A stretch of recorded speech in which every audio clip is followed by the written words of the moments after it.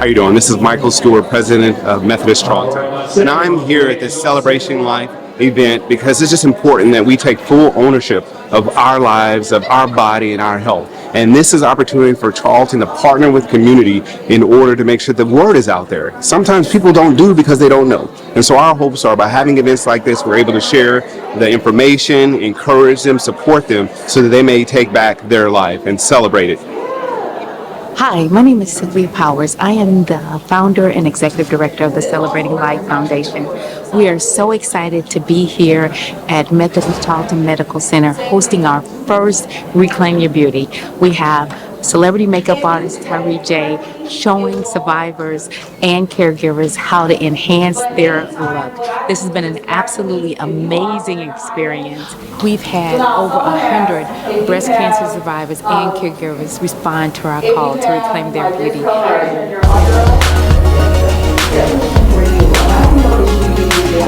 I'm just so happy to partner with Sylvia for this incredible cause, reclaiming your beauty. Methodist Charlton believes in women reclaiming their beauty. Our breast center folks are here, and this is an amazing event for women of all walks of life. This is amazing. Thanks for being here with us. Hi, I'm Linda. I'm the manager of the Breast Center here at Charlton, and we just want to welcome everyone to our facility and let you know that we're here to take care of your needs and to help you. And we're just excited that you are here and that you're taking care of yourself and taking care of your family in the background. Thank you. Hi, I'm Sandy Sharp, Community Outreach Coordinator for Methodist Charlton, the Breast Center.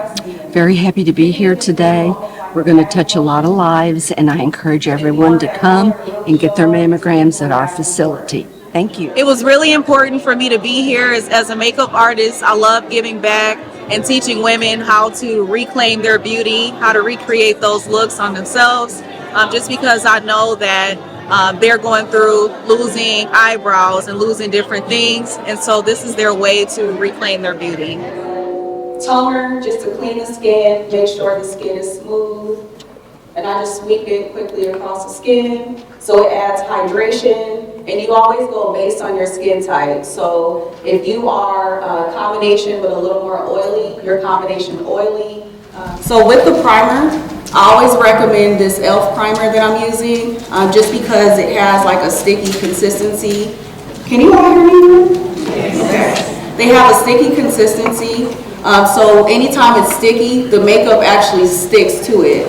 So it helps the makeup to last longer.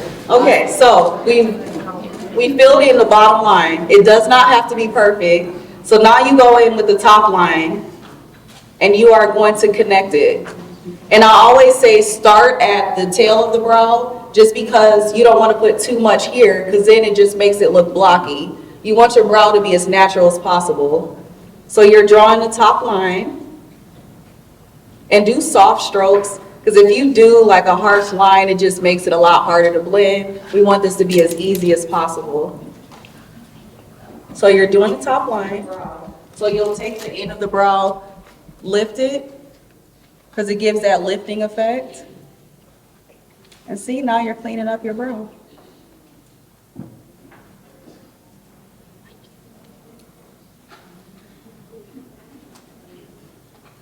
Now see how clean the brow looks compared to the other one? And so now you're going to blend it down just to conceal it. Yeah. Is anyone doing it with me? That's okay. It's okay. Take good notes. Now same thing on the other side. You'll just follow that line. And again, like I said, the line did not have to be straight. This is where you are straightening and cleaning up the line. As women in color, we really need to be more prevalent, because this survey just came out, and it's Black women are now 41% more likely to get breast cancer than white women, despite the lower risk of our disease. And the reason is that is because our cancers don't diagnose later, because we don't go get our HPV screenings, and so by the time we have it, it's progressed to a different stage that could have been taken care of. So the number one cancer in African American women is breast. That's the number one cancer, and then the next is cervical, and then colon. So why are we here? To take care of you. Breast cancer does not have an age, it does not have an ethnicity, it does not have a social status. It doesn't care about your economic status. We just had a young lady that is a triple BRCA that is 26 years old. She's had breast cancer twice already. And when I tell you she is a firecracker, she's in college, she's not gonna let it stop her. She is taking care of herself. And so don't say, oh, it doesn't run in my family, because cancer did not run in her family. She is the very first one. So it's not that, oh, I haven't had cancer before and nobody in my family has had cancer that makes a difference. It can come at any time, and a lot of it is hormonal. Yes. So, and as you get older, the hormones get more, so your chances increase. So I just implore you to please take care of yourself. And if it's an issue with you don't have any insurance or I can't afford it, and I know that the economy is kind of hard right now, and sometimes you have to make a decision, am I going to eat or am I going to get this test done? Well, that's where I come in. We have been blessed right now to have funding to help ladies with uninsured for their mammograms. We have special donors that have designated this, and I just had to go before the board 3 days ago to give out a report. And a lot of people don't want recognition for, oh, I'm doing this and I want the fame. They want to save lives. The first question they asked me is, how many have we helped? And I was proud to tell them that with their donation, we did 10 biopsies. And out of those 10 biopsies, 5 of them were cancer. So, We are so grateful to be having this event at Methodist Charlton Medical Center. This hospital, they have supported Celebrating Life, but more than that, I remember one time I came to the hospital, and I know there's a cross outside, I've seen that cross so many times, but my friend was here fighting for her life, and it was like that cross was illuminated as I drove to the hospital. They have been a beacon to our community. And the reason that we wanted caregivers and survivors in this room, because I've been in that position of being a caregiver. And I remember when I went to get my mammogram, and I get my mammograms regularly. I went in to get it after taking care of my mother, and they told me it had been 2 years. And I could not believe that I had let it go 2 years, because I got caught up taking care of somebody else. So that's why we wanted caregivers to be in this room. But real quickly, and as everybody is going through getting your lunch, I'm going to be doing drawings because I know people like to slip out, but we want to make sure that we give away all that stuff over there. We're not taking nothing back with us. And I want to thank Patrick. Patrick, thank you so much. And make things happen. And we need those people that are working with the public relations, the community outreach to make events happen. I have Stacy here. A lot of women have had reconstructive surgery. You're dealing with the tattoos for your areolas. I want her to briefly talk about what she offers. And hi everybody, thanks for having me. I'm really happy to be here. I do post-mastectomy tattooing and scar cover-up specifically. I saw all of you guys' hands go up with that everybody's doing the mammograms. I'm a few years past that. I haven't had one in about a decade. before you get out. Well, I got nothing to mammogram.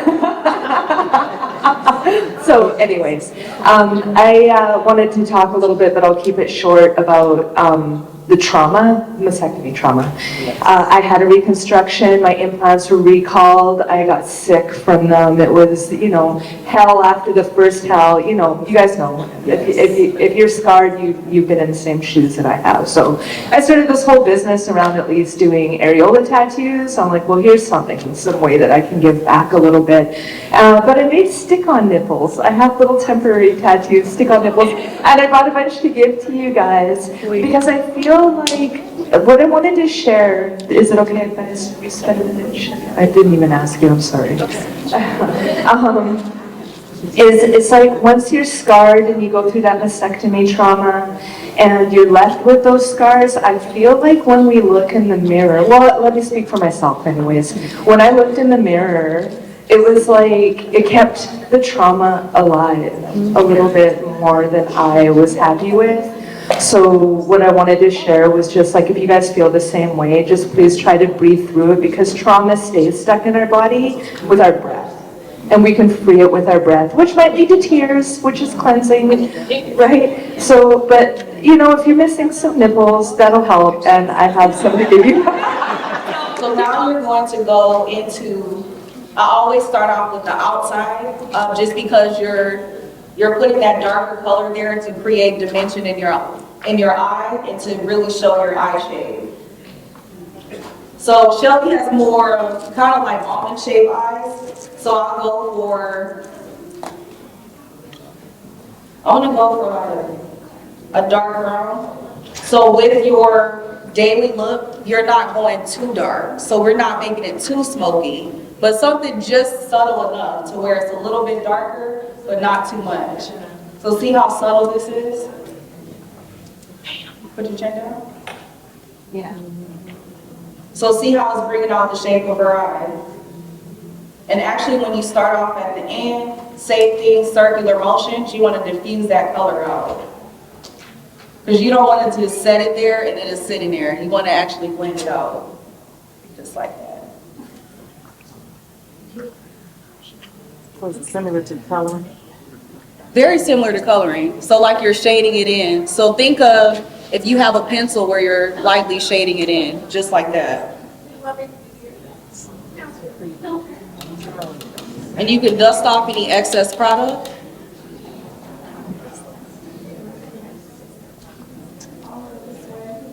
So same thing, circular motion. And actually when you start off with the darker color like this, it helps you to see the placement of your inner color.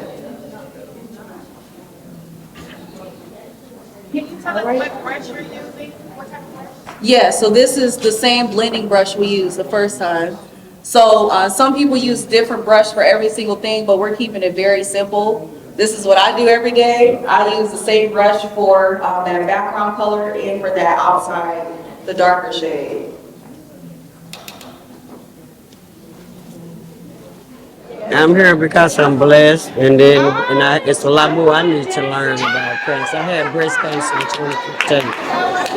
Yeah, and we're here to support our mom, and we love her. We saw her through her breast cancer challenge, and she won. She beat it, and she's been 8 years cancer free. So that's why we're here to continue to support her and those that are in this fight. That are in our family. My aunt, her sister was diagnosed and she's fighting currently, so we're just here to show her some support and some love. Yeah. It's important for me to be here today. I'm a retired nurse, but I am not a breast cancer survivor. I am a caregiver.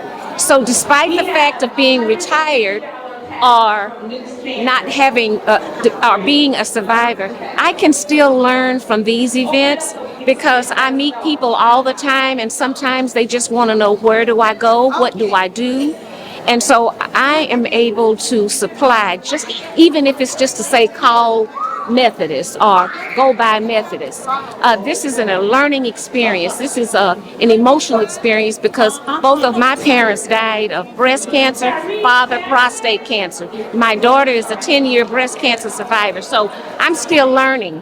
Regardless, I just didn't retire to just not do anything. So this is a wonderful event to be. You can always learn something. Well, I learned some tips on makeup, but this is very, very, very, very important to me. And so I can share with others, because that's what it's about. How are we going to know if we don't tell somebody? We learn something, we share it. So that's pretty much it. This is why I wouldn't have missed this event for the world. I was here at others in the past, and same thing. I learned things, I shared it, and the Lord gets the glory for it, because we are able to help somebody else. So that's pretty much it. And your name? My name is Gloria J. Smith, retired nurse. Hi, my name is Azuka Chikwele, and I'm here with Oge Akinola, a wellness coach. Herbal Goodness is here today because everything that has to do with wellness is super important to us. We are about wellness. We believe that it's important to take foods as medicines rather than medicines as food. Our health is our single most important resource, and we must take care of it. That's our value proposition. So we make superfoods and herbs and make it available in forms that it's easy to consume. So what do? We put it in capsules, we put it in extracts, and we put it in teas. Herbal Goodness is available, readily available. Herbal Goodness products are readily available for people to use. Our flagship product, papaya, is used for post-cancer recovery. It helps to rebuild red blood platelets and also for the guts, And then our graviola, popularly known as soursop, is used for cell regeneration post-surgery. We want people to know that these herbal products are available in formats that can be easily consumed. We're located in McKinney by 75 on El Dorado, and our website is www.herbalgoodnessco.com. Oge is our partner, and she does a great job with letting women know what is important with regards to their herbs and herbal products. There's an adage that says health is wealth. And what we're here is really to continue to promote the importance of paying attention to a woman's overall well-being. The ladies here are beautiful, celebrating life. It's here to help women know how to reclaim back their health. It's important for women to know that there are available products like Herbal Goodness herbs, which are readily available for them to use to start to heal their bodies. So we're here to really encourage every woman to know that they are worth it, and because they are, it's important that they start to pay attention to their health. So we're here all about health and well-being for the woman. Thank you for having us. And we believe in what Celebrating Life Foundation is doing, and we'll be everywhere that Celebrating Life Foundation is supporting breast cancer survivors, like today. Thank you. Now, upward motion. See how that made her lashes really long?